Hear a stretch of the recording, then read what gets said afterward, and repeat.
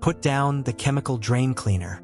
A kitchen sink clog can often be removed mechanically, and you'll actually pull out the material instead of leaving it inside the pipe.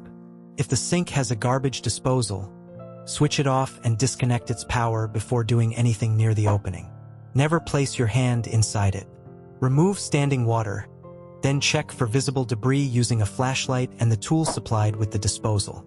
For a double sink, seal the drain on the clear side with a stopper or wet cloth. Place a sink plunger over the blocked drain.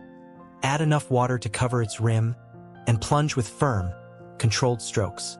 Sealing the second opening keeps the pressure focused on the clog. If plunging doesn't work, place a bucket beneath the P-trap, the curved pipe under the sink. Loosen its slip nuts, remove the trap carefully, and clean out grease or food buildup. Check the washers before reinstalling it, and hand-tighten the connections before testing for leaks. A clear trap with a blocked sink means the obstruction may be inside the pipe entering the wall.